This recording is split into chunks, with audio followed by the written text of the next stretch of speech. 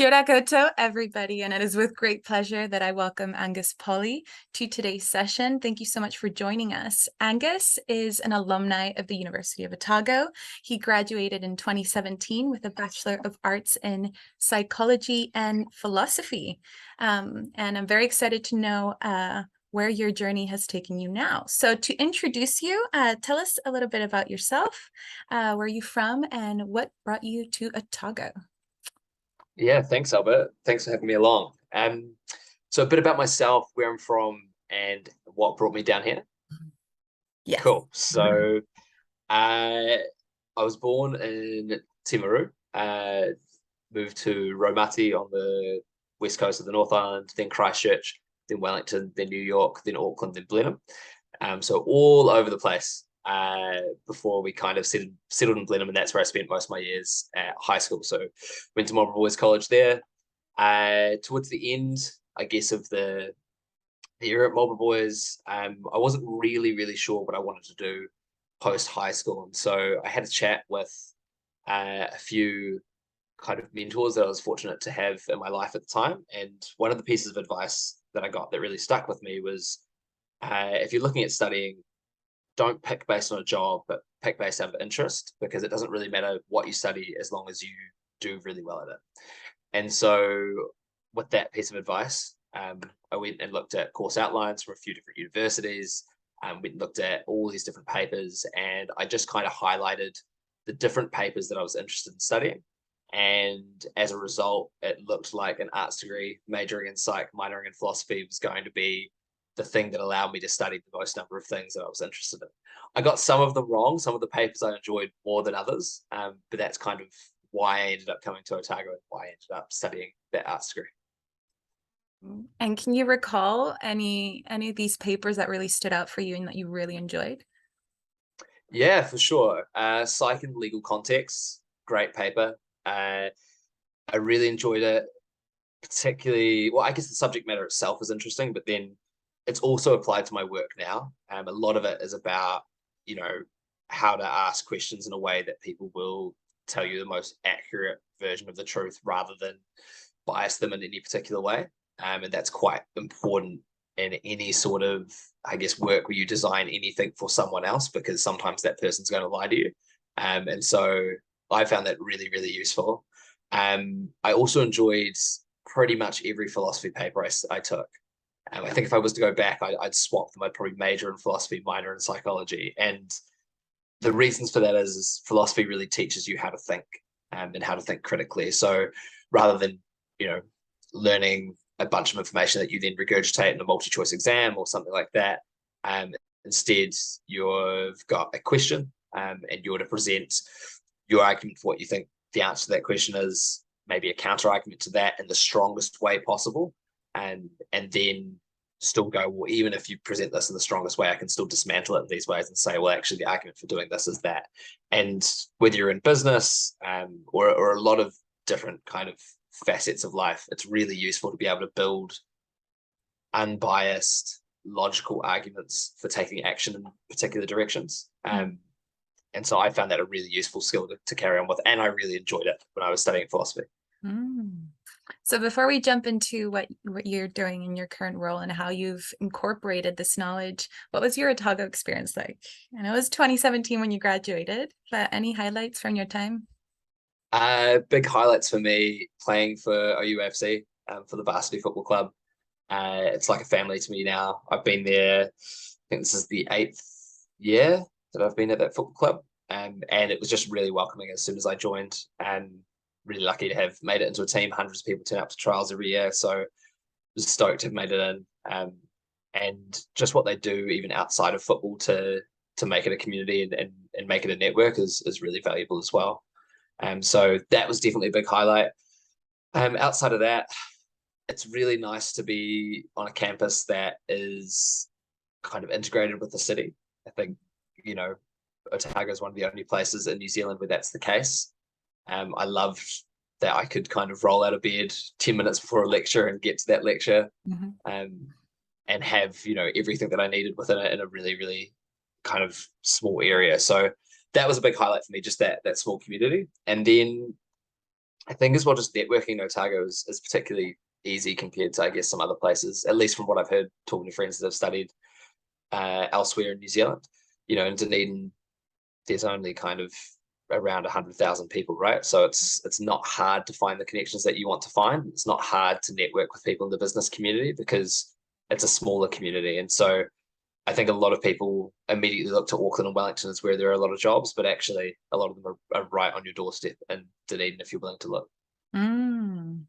And I remember you once told me it's a different experience to be a student here in Dunedin than it is to work in Dunedin. And you having traced practically the whole map of the world, it's valuable for you to have found your place here, at least for the time being. So what is it that you do here? Tell us what your current role is about. Yeah, absolutely. So I work for a not-for-profit called Startup Dunedin. So we exist to accelerate people wanting to start businesses in Dunedin towards success or failure faster. If someone's going to fail with the idea or work out that idea is not worth pursuing, we'd rather that happens in 3 months than 3 years. Obviously, if they're going to be successful, we want that to happen fast as well. In terms of how we do that, predominantly it's through connecting them with the right people, resources, tools, or information to help them get through whatever challenge they're facing at that time. And that looks pretty different depending on whether they're really early stage or if they're a little bit later stage. Obviously, yeah, some different resources, different people will be relevant. My role there is program facilitation. So I run and organize all of the programs that Startup Dunedin has. I spend most of my time talking to founders of startups, understanding their needs, and then finding that resource tool or person to loop them in with. So a highlight, I guess, for anybody that's still studying at the university at the moment is, of course, Audacious. That's our student startup program. We run that each semester, and it takes people with nothing but kind of 2 sentences on an idea all the way through to hopefully a fully fledged business plan and something that they can carry on with post Audacious. And I can vouch for this. And Yes. what brought you to the startup space from studying psychology and philosophy to your current position? Tell us a little bit about that.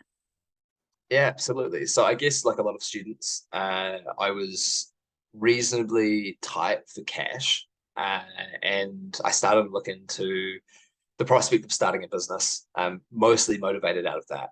And I was talking to a few friends about that, as you do. And one of my friends said, "Hey, I think you like this Facebook group," and he added me to the New Zealand Tech Startup Ecosystem Facebook group. So joined that group, and a man called Lingy posted an ad saying, "Hey, we've got this program. It's, I think, 6 weeks up in Auckland. We pay for all your food and accommodation. And if you're under the age of 24, then you can do this program and come start a business." And I was like, this sounds amazing. 1, food and accommodation sorted for 6 weeks. That's great.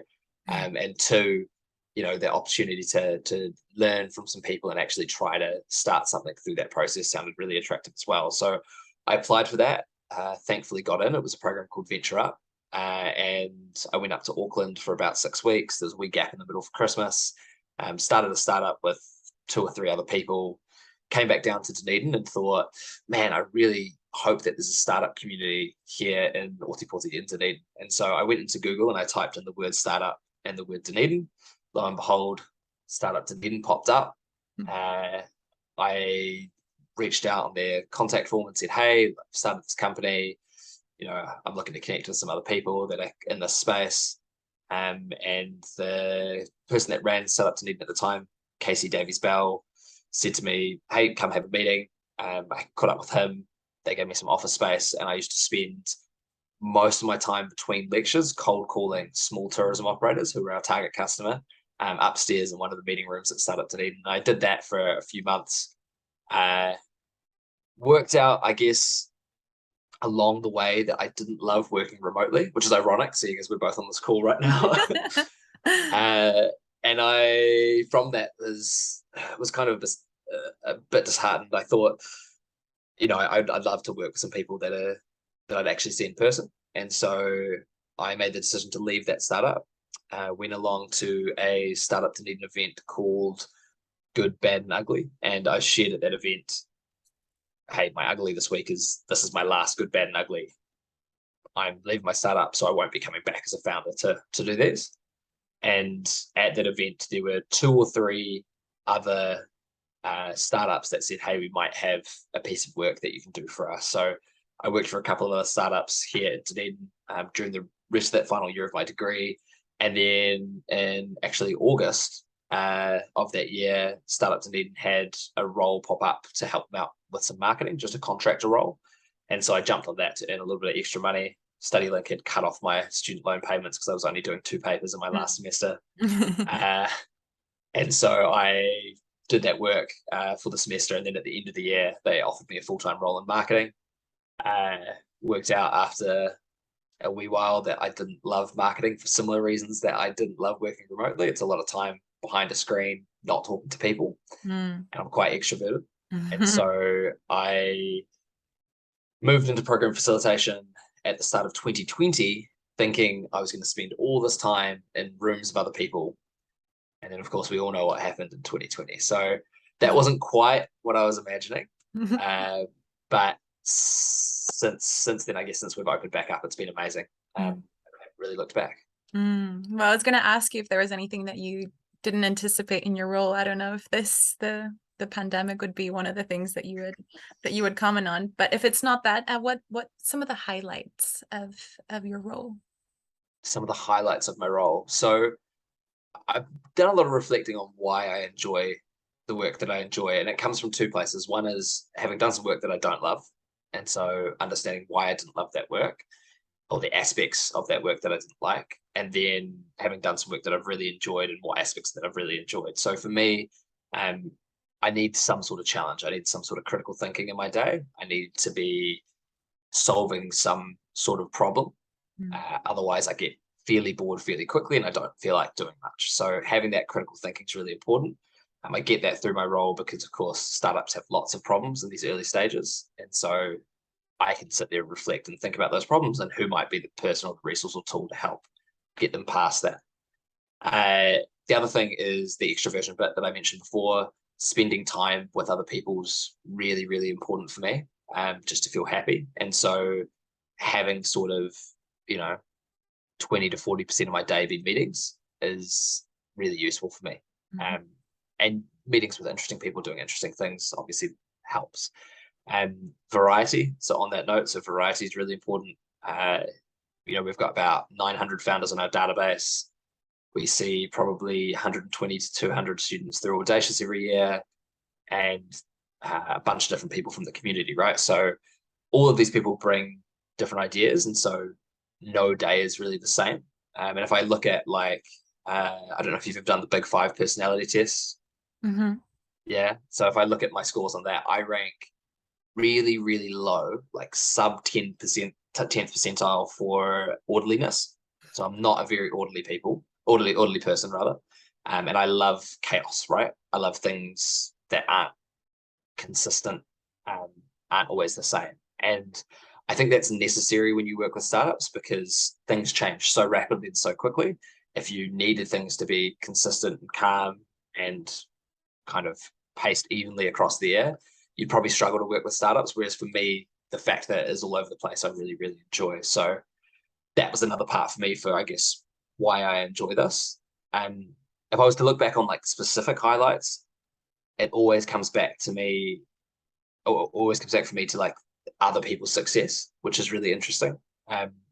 We do a lot of reflection as a team, and a lot of the time when you talk about, okay, what were the highlights from the first half of the year? For me, it's saying things like, such and such company raised $1 million, such and such company got their first customers, such and such company has managed to find a co-founder.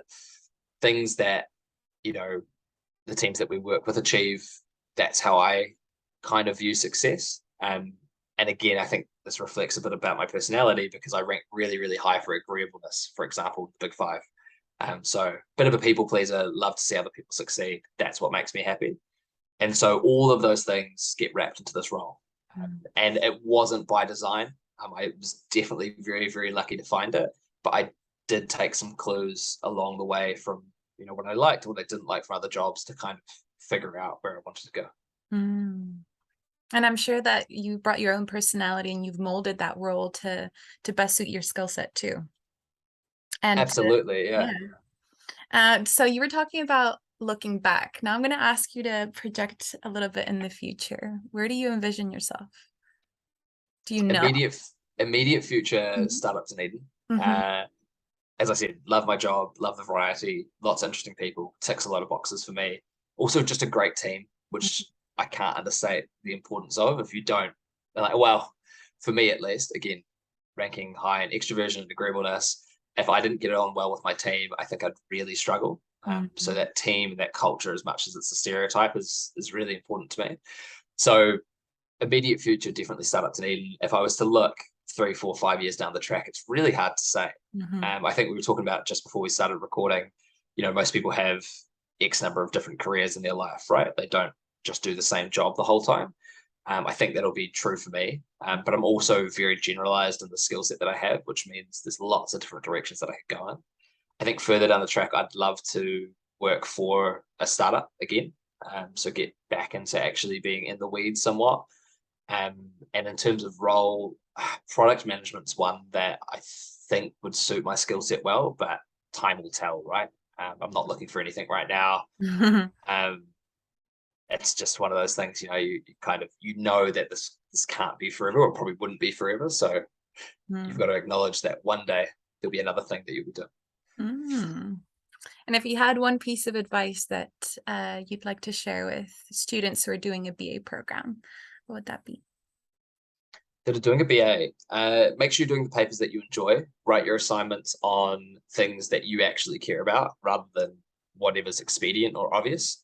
Mm. I used to write psychology assignments about designing studies that would about goalkeepers doing meditation because it would Mm. improve their reaction times, right? And I was a Mm. goalkeeper, and then immediately all of the source material becomes way more interesting because it's related to something that you care about. So in terms of study stuff, that would be a piece of advice. Outside of that, with the kind of more career side, even if you're not particularly extroverted, it's going to be way easier if you are extroverted. But even if you're not, try to set some goals around getting out and just tasting different things. So it's really hard to nail down like the career path that you want to follow. If you've got that, amazing. But if you're kind of in one of those places, like a lot of art students, where you're like, oh, I can do a lot of different things with this. I'm not sure where I want to go, and maybe I don't want to keep studying. Um, get out and just taste different jobs. Don't be afraid of overextending yourself ever so slightly, just to kind of get your foot in the door somewhere. But taste different things because that's where you're gonna get that information you need to form that path forward. Mm. What a great nugget of wisdom to conclude the conversation. And because this session is intended for students, I wanted to also share that if you have an idea worth exploring, worth incubating, whatever stage, I strongly encourage you to consider Audacious, not just for the quality of the program. Like you said, the team is incredible. You have access to great resources and really interesting professionals in the field that can help you navigate that idea that you want to explore at whatever stage you want to develop it to. And I'm speaking from personal experience, but that'll be my closing message for them too. Angus, thank you so much for your time. As always, it's a pleasure engaging with you, and hopefully these words and your thoughts and your experiences will serve as beacons of inspiration for our students. So thank you so much. Beautiful, thank you, and thank you for doing the plug. Clearly, there's a reason that I'm no longer in marketing. Not intentional, absolutely genuine. So all the Awesome. best, Angus, for this semester, and see you soon. Thanks.